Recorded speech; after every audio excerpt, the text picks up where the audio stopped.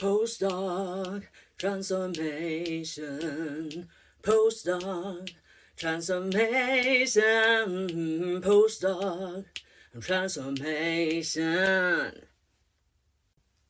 Invest in your postdoc transformation. Welcome to the weekly show for scientists leaping into business. In every episode, we are happy to recommend employers of choice for you. For your career transition, we offer customized career transition e-courses and memberships also at graduate schools all over the world. Maybe yours too.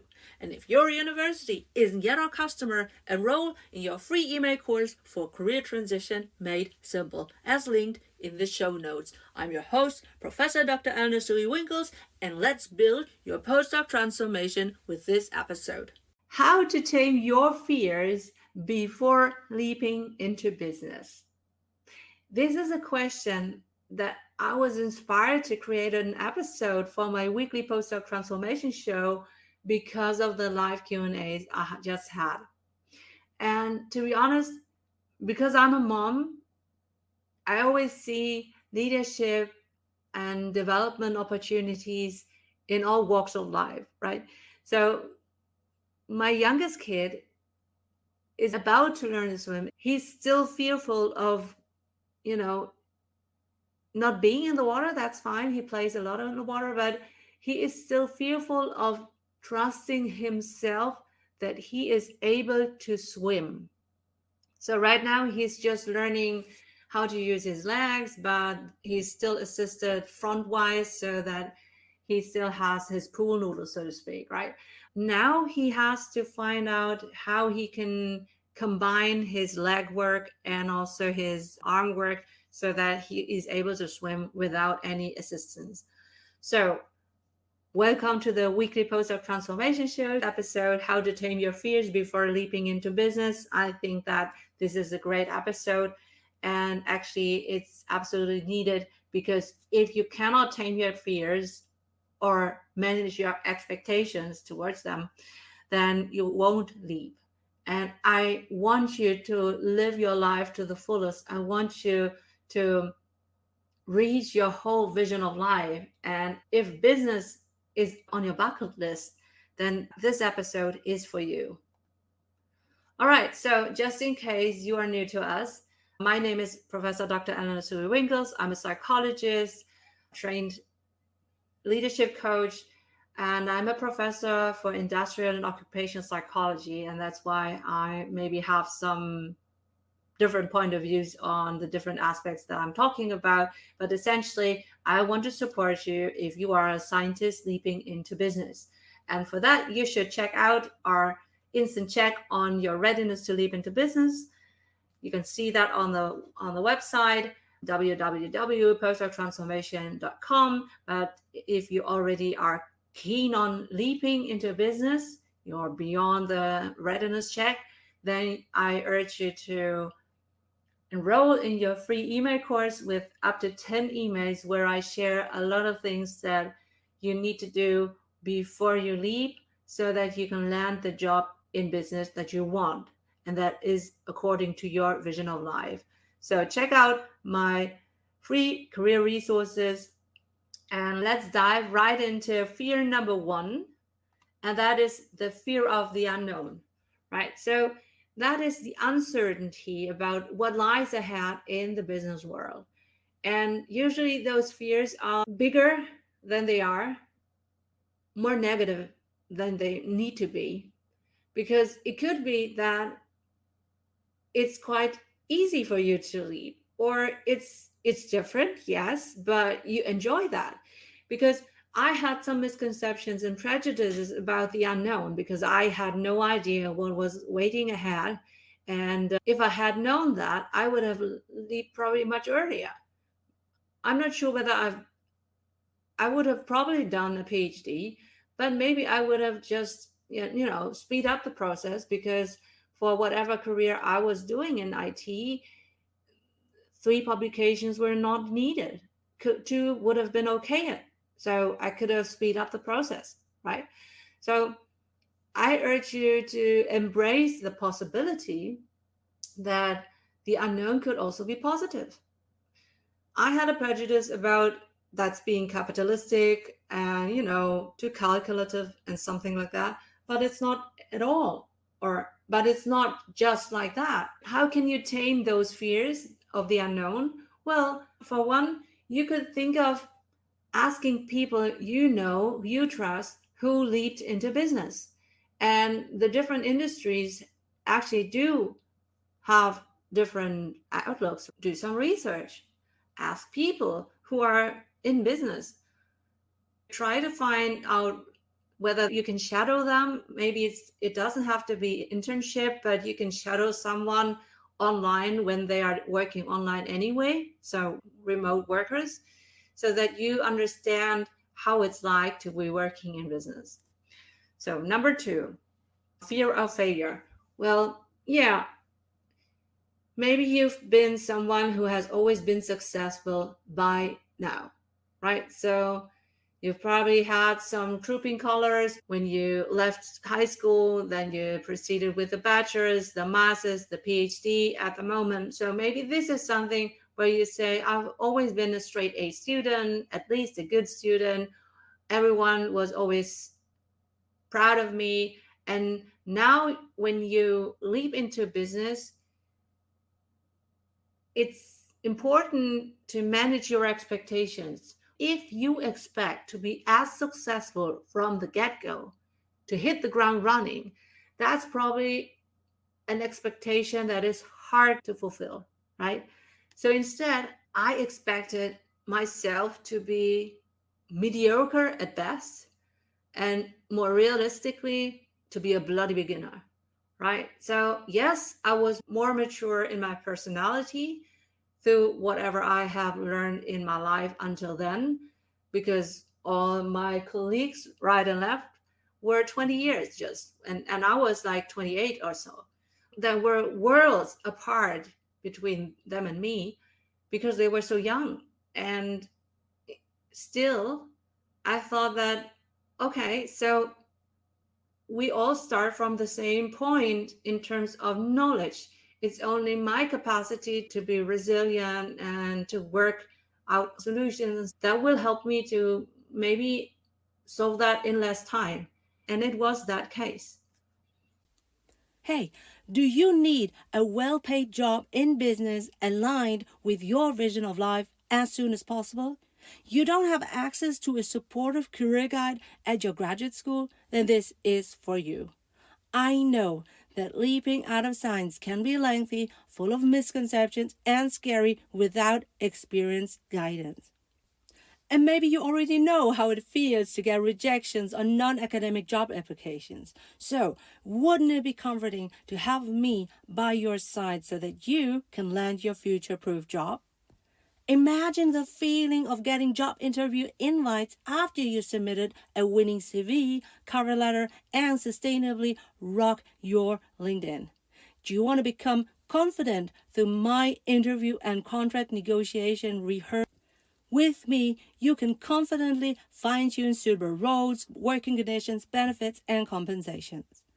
This Postdoc Transformer Bundle is the first time that I ever offer it, and it grants you 24/7 access to the two e-courses Career Transition into Business and Digital Personal Branding that are usually exclusively offered at graduate schools. Now you can share all your job application material and questions, as many as you like, and I will answer via exclusive video lessons sent to you via email within 24 hours. So subscribe until you start your job and you don't need me as your career transition guide anymore. How would you feel to be able to worry-free pay all your running bills and reduce your student debts as you earn 60 to 125K annual salaries?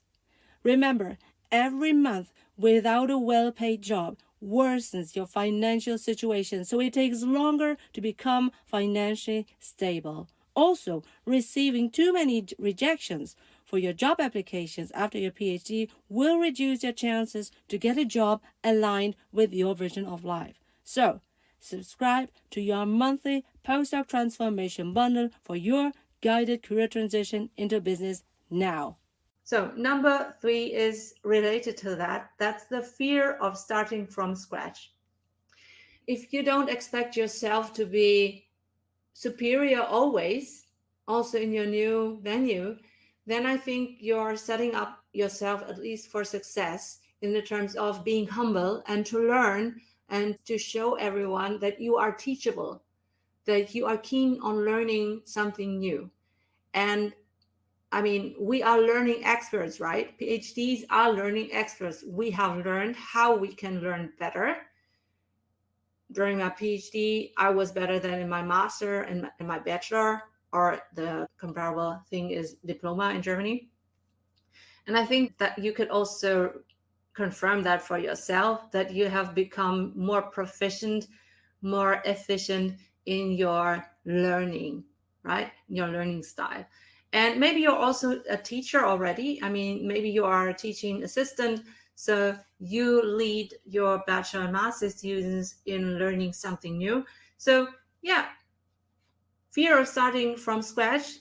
If you expect yourself to be a great learner and to be humble, then maybe that's even a great asset in the sense of, yeah, you are well aware that you will be starting from scratch and you will make the best out of that. All right. And then number 4 is the fear of losing intellectual stimulation. Well, that's a common misconception. Every once in a while, someone is asking this. And I get that. We are PhD students and we talk about the grant and the unresolved questions and something like that. So it is, we are curious minds. I understand this, absolutely. And these aren't the questions that are asked in business, but instead it's always a why. It's always what's in it for me, what's in it for us, what's in it for the company, how can we achieve the business objectives, and maybe some mundane questions. So the intellectual stimulation is different and has a different impact, but that doesn't mean it's less interesting, right? So because maybe it's also related to this fear of the unknown, in the sense of we have never been exposed in academia to these other kinds of questions. So maybe these are also interesting. Just because you haven't been exposed to that doesn't, it would mean that it's boring. And did you know that I offer deep dive e-courses, workshops, and memberships at graduate schools, maybe also at yours in the future? Ask your graduate school coordinator whether they want to book my services so that I can deliver them to you 24/7, 365 on your mobile device. Fear number 5. That's the fear of not utilizing acquired skills. And that feels like you've been investing so many years, your bachelor, your master's, your PhD. That's like a third of your years in life, right? So you've invested so many years in developing skills that are suddenly irrelevant, without value in business. And you cannot start something new without letting go. Okay? Don't see this as waste, but instead it's a weight that you need to let go in order to be able to lift to a new level of yourself, of your professional identity.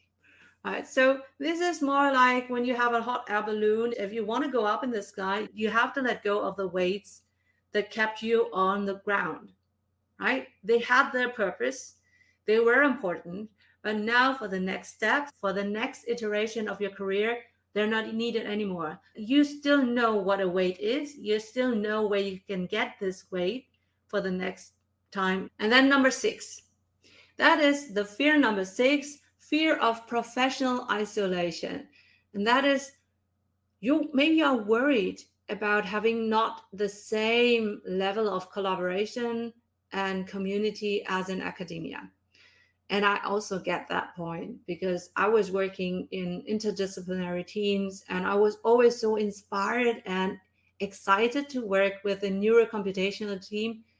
And I think that when you are in consulting and project management, you will also see this vast interdisciplinary approach in business. So I can assure you that you will have something similar like this in business as well.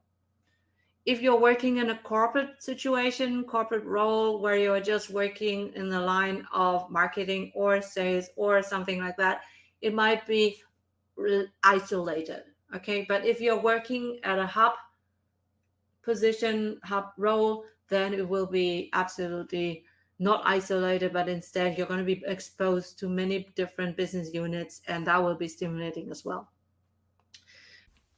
And now it's time to thank Company ABC, who sponsors this episode of the Postdoc Transformation Show. I would now be reading the company's answers to one of 6 bold questions so that you can choose to apply. For example, number 1, describe your most valuable experts versus leaders in your company. Have they typically earned a doctor title? Or number 2, for which of your company roles or units do you encourage somebody with a doctor title to apply? Number 3, how would you describe your organizational culture in which your most valuable experts and leaders thrive in? To nominate an employer of choice so that we can ask our informative, bold questions, click on the link in the show notes. And now, back to the Postdoc Transformation episode. Fear number 7 is fear of being undervalued. And maybe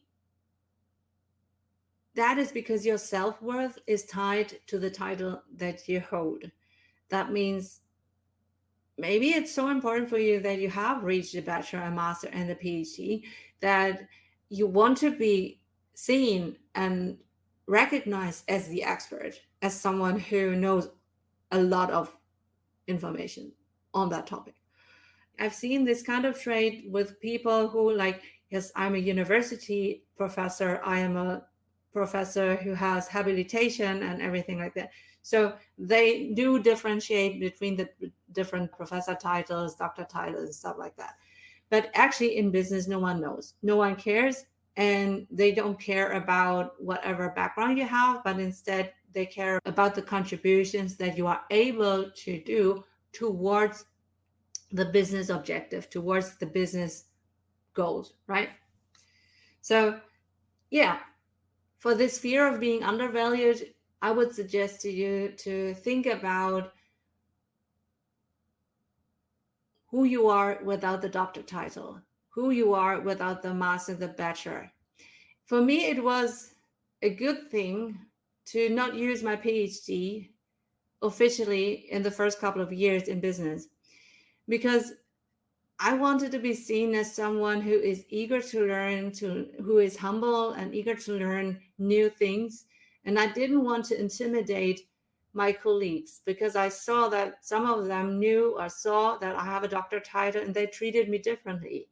And my power of the role was in stark contrast to my doctor title, right? So I had a role that was usually filled with people who are fresh from college. So even though I had a doctor title, that didn't mean that I was the boss or the leader of the project. And I've seen a colleague also started just like me from academia right after the PhD, and that person really had trouble. She always stated that she's also a doctor. Why is only the leader of the unit is called a doctor, but she is not called a doctor? She introduced herself with the doctor title, and in business that felt intimidating for most of the people that I knew. So I urge you to think about how important it is for you to have reached the doctor title and to be recognized by others, or is your own recognition for your own achievements enough? And that's an ego question, right? Fear number 8, which is the fear of work-life balance challenges. So in media, so in movies, there are more corporate bad examples than in academia. I only know one series on Netflix, The Chair, where someone, a professor, is depicted. So usually you see like The Wolf of Wall Street or something like that. So that's usually something where you say, I don't know, that work-life balance is really not what I want to have in my life. But instead, you have to set your own boundaries, and then it's possible. Especially now when I see a lot of people during the corona crisis, right after the corona crisis, there is a human energy of crisis. There is a crisis of human energy at the moment. So many workers are absolutely focusing their mental health, taking more days of sickness than ever, and also just working like 80% or 90% instead of 100%. At the moment, there is a shortage of workers, of experts, and leaders. So you're having a good chance to land a job in business and also to make sure that you are setting the boundaries as you want. Okay. And once you have determined your readiness to leap and you think, yes, this is the way forward, I want to transition into business or industries, then you can, if you like, enroll in your free email course with 10 actionable, bingeable email lessons until you start your job in business. You'll get 10 emails that detail number 1, how to leap out of science, number 2, how to build your sustainable LinkedIn profile, number 3, how to read social media and network, number 4, how to research your favorite jobs and employers, number 5, how to do information interviews to get insights, number 6, how to create your customized applications, number 7, how to prepare your thesis from a business point of view, number 8, how to apply to your favorite employers. Number 9, how to choose the right job offer. And number 10, how to prepare for your new job. Woohoo! Fear number 9 refers to the fear of rejection. Well, rejection. Rejection is my second name as a researcher, right? So worrying about facing rejections about the job search or when you're pitching business ideas, I think that we as scientists have built resilience, right? So we don't take it personally anymore. If I would, then I'd be crying on the dance floor, right? So so you have to be, taking it not personally instead. I always tell my bachelor and master students and also my PhD students who are my coaches to think of a rejection in business means that either your application wasn't right or your skill set wasn't right or the job wasn't right for you. But it's a good sign because probably it's harder to succeed in a role that was not assigned to you in the first place. So even if you could fight for that and ask them, why didn't I get it? And then you still get in, but there's still this, you have to fight from an underdog position, right? Instead, use this as a learning curve, use that as a learning experience to increase your competitiveness for the jobs that you want. And that's why you should also look into my free email course where I discuss the idea of applying to your favorite employers in a different than expected order. And I'll put the link to the email course in the show notes. Okay, so fear number 10 is the fear of competition. Well, yeah, I understand that. I always tell my PhD students who are among my coaches, when you enter the job market, you will be competing with my master's students, for example. My master's students typically have solid practical experience and they have an academic degree as a master. So when they enter the business market or when they reapply to the business market, then they have a lot of practical and theoretical sufficient information and knowledge and experience. So what else do you bring to the table as a PhD? And that is leadership, thought leadership, running experiments in a way that are sustainable and something like that. So these are things that you need to make shine in your applications so that you can compete. Hey, have you found this episode so far helpful for yourself? Well, maybe you can subscribe and also share this episode with your PhD bestie, because that would encourage us to help the underprivileged, underrepresented, and underserved early career scientists leaping into business. And now, back to the show. Wow. So, after 10 fears and still 10 more to go, I'm suggesting that you think about which fears are yours and how you can manage their expectations, whether they are misconceptions, prejudices, how you can prepare to deal with them beforehand so that you can tame your fears before leaping into business. And if you are interested in more fears, please check out the next episode, part 2, because honestly, I had 10 fears, but I didn't want to bother you with a 1-hour episode, so I split them up into 2 halves. Do you want the transcript of our episode and our episode sponsors' answers to all 6 bold questions so that you can choose to apply? Do you want to nominate your employer of choice so that we can ask them our bold questions? For all of that, check out our clickable links in our show notes. And on our website, www.PostdocTransformation.com, you can also check your readiness to leap into business or enroll in our free email course, Career Transition Made Simple. Thanks for your attention. I'm Professor Dr. Eleonore Soei-Winkels, the host of your weekly Postdoc Transformation Show. Postdoc Transformation. Postdoc Transformation. Postdoc Transformation.